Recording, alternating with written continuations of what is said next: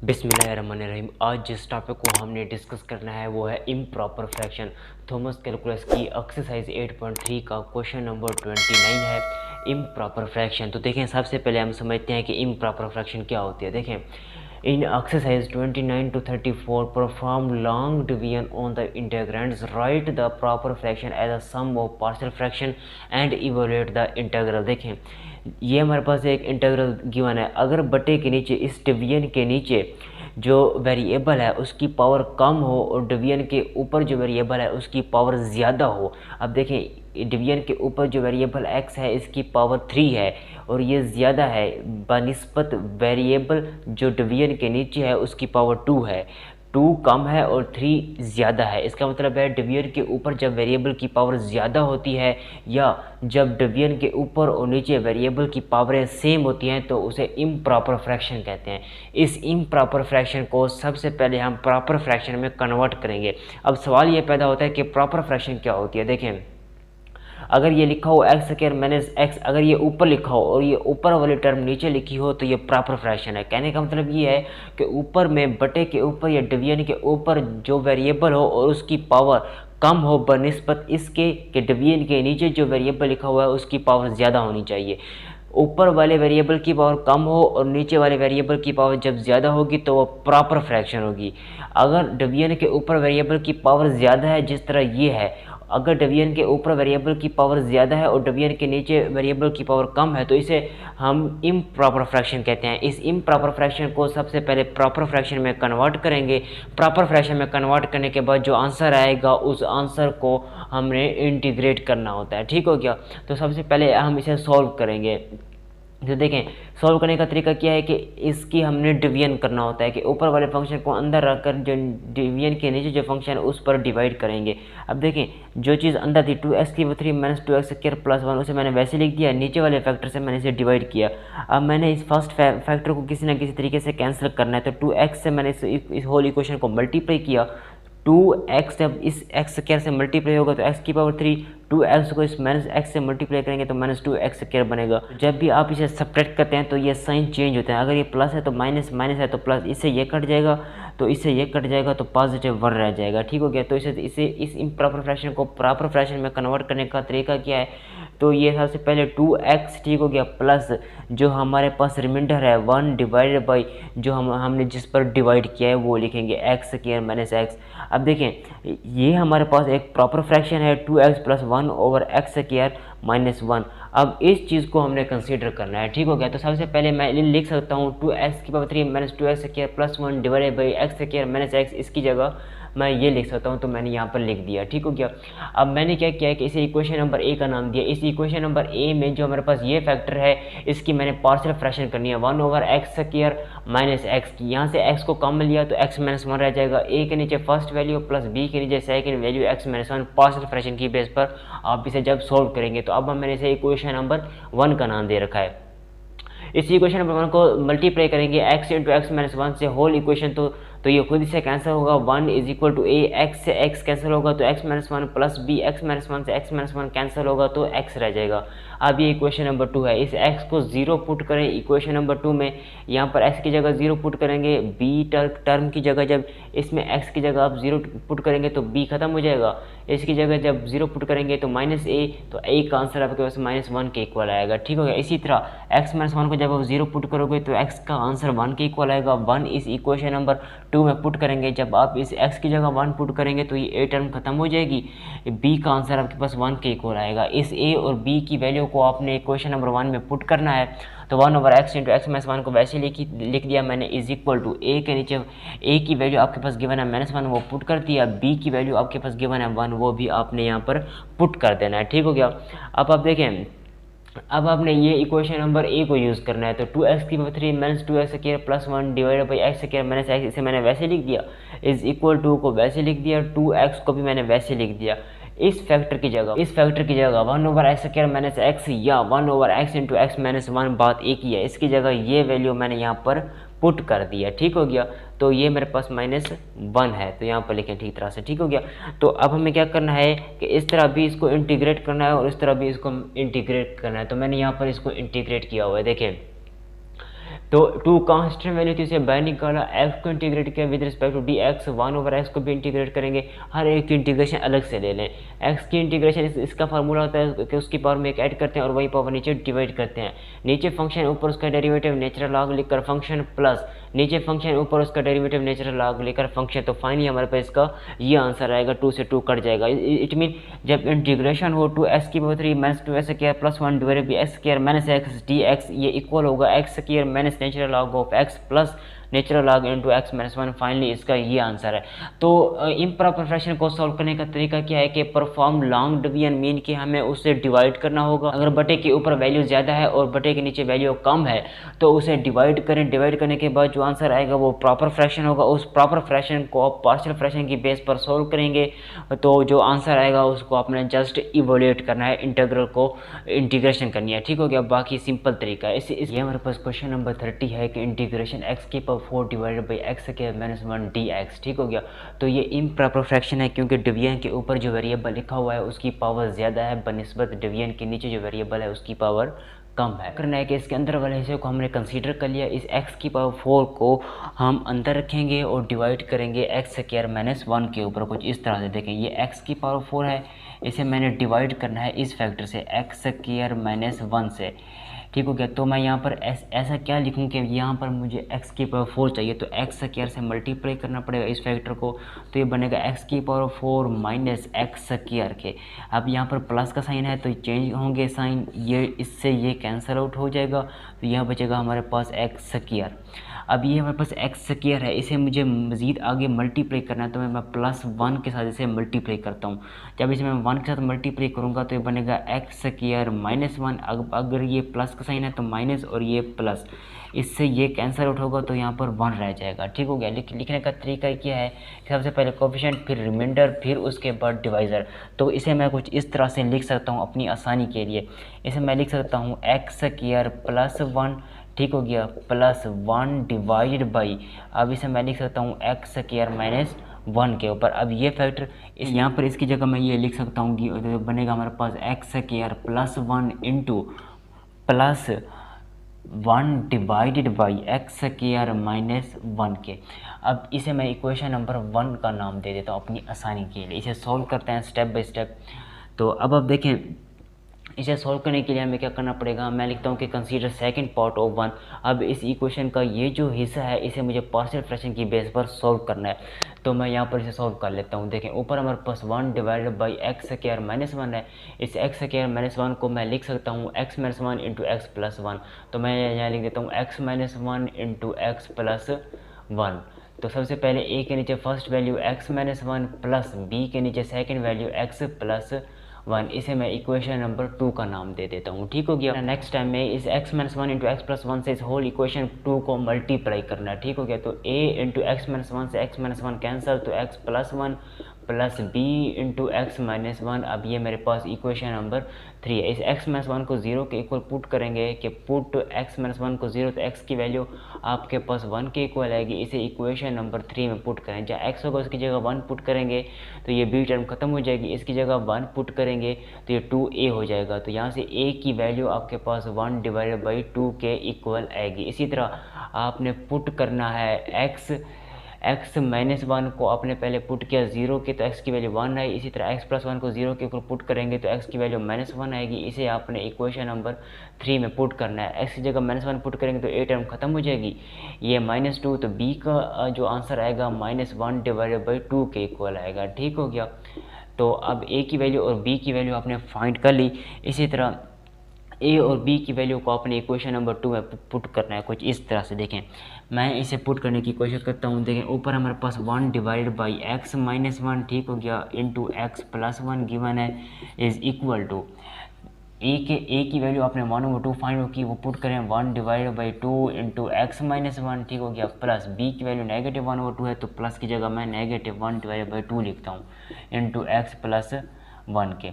अब आपके पास ये वैल्यू फाइंड हो गई है। अब इस वैल्यू को उठाकर आपने इस इक्वेशन नंबर 1 में पुट करना है, तो ये इसे मैं लिख सकता हूँ, आपके पास गिवन है x⁴ divided by x² minus 1, इसे लिखें x² प्लस 1 को वैसे लिखा रहने दें x² प्लस 1, और दरमियान में प्लस का साइन। अब 1/x² -1 हो या 1/x -1 × x + 1 हो, बात एक ही है। तो इसकी ये वैल्यू यहाँ पर पुट करें 1/2 × x - 1, ठीक हो गया, -1/2 × x + 1 के। अब इसको इस तरह भी इंटीग्रेट करें, इस तरह भी इस फंक्शन को इंटीग्रेट करें, दोनों तरफ इसको इंटीग्रेट करेंगे तो हमारे पास फाइनल इसका आंसर आ जाएगा कुछ इस तरह से। देखें, इसे मैं इंटीग्रेट करता हूँ। तो इंटीग्रेट करने का तरीका क्या है कि लेफ्ट हैंड की तरफ जो फंक्शन है उसे लिखें, गिवन है हमारे पास x⁴ divided by x² - 1 dx is equal to, ठीक हो गया। इसमें से हर एक फंक्शन को अलग अलग इंटीग्रेट करें। तो x² को अलग इंटीग्रेट करेंगे, ठीक हो गया, +1 को अलग इंटीग्रेट करते हैं, +1/2 कांस्टेंट वैल्यू है इसीलिए इसे बाहर निकालें इंटीग्रेशन के 1/x - 1। अब देखें ये हमारे पास x - 1 है, इसकी इंटीग्रेशन अलग से लेंगे तो 1/x - 1, ठीक हो गया, x - 1 dx -1/2, इसे अलग करें 1/x + 1 की इंटीग्रेशन अलग से लें। इसे मैं सॉल्व करता हूँ। अब देखें ऊपर हमारे पास x² है, x² की इंटीग्रेशन क्या होगी, x⁴ डिवाइडेड बाई 3 +1 की इंटीग्रेशन x होती है +1/2, नीचे फंक्शन ऊपर उसका डेरिवेटिव नेचुरल लॉग लिखकर फंक्शन लिखें, -1/2 नीचे फंक्शन ऊपर उसका डेरिवेटिव नेचुरल लॉग लिखकर फंक्शन लिखें x + 1 और ये +c को यानी कांस्टेंट है। इसे सॉल्व करें। अब देखें, अब यहाँ तक भी हमारा आंसर ठीक है। अगर आप इसे मज़ीद सिंप्लीफाई करना चाहें तो वो भी आप कर सकते हैं, x⁴ डिवाइडेड बाई 3 + x, ठीक हो गया। अब आप देखें इसे मैं लिख सकता हूँ 1/2 को मैं पहले लिख लेता हूँ, 1/2 कांस्टेंट वैल्यू इसलिए मैंने इसे पहले लिख लिया।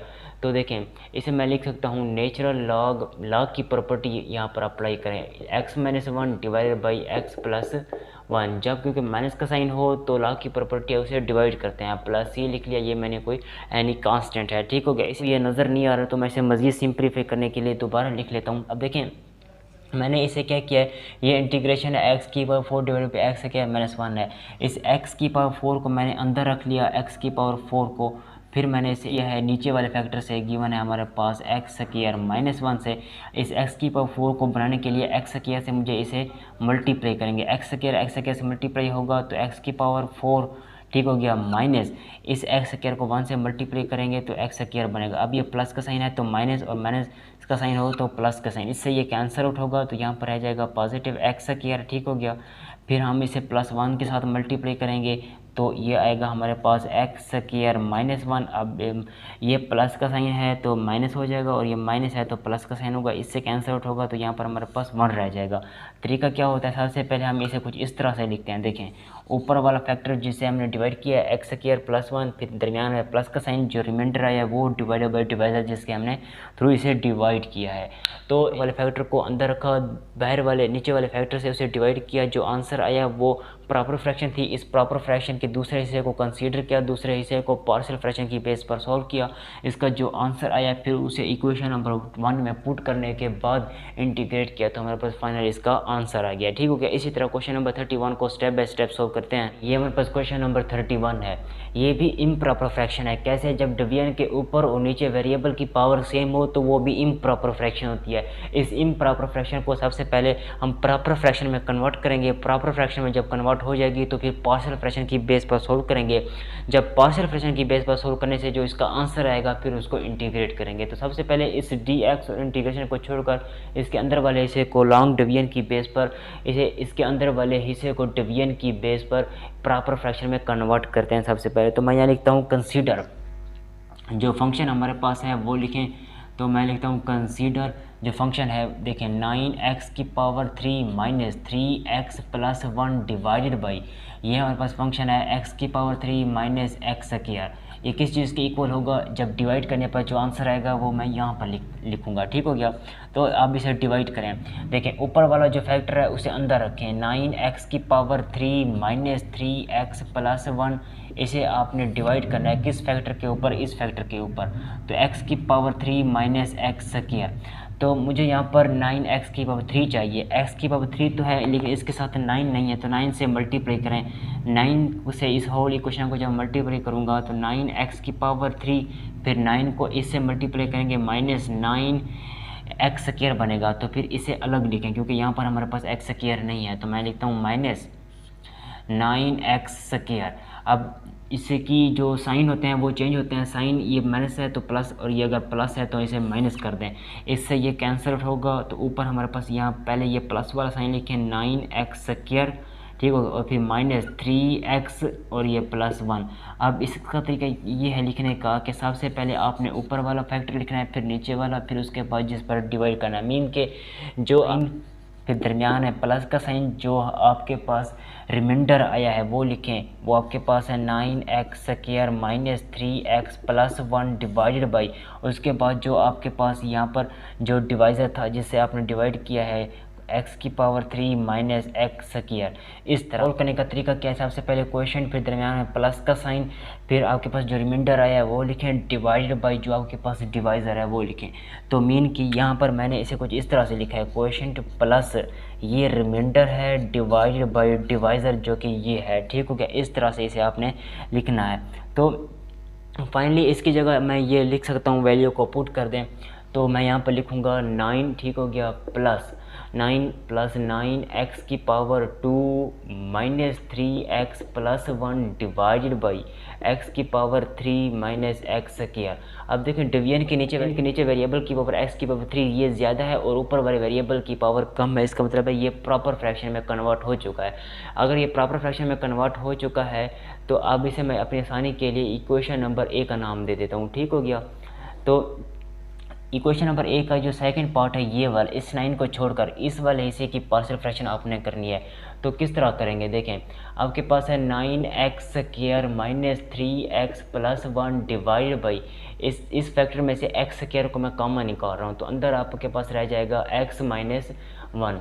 तो सबसे पहले a के नीचे first value x without square, plus b के नीचे सेकंड वैल्यू स्क्वायर के साथ, प्लस c के नीचे जो थर्ड हमारे पास फैक्टर है x माइनस 1, उसे आपने लिखना है। इसे इक्वेशन नंबर 1 का नाम दें।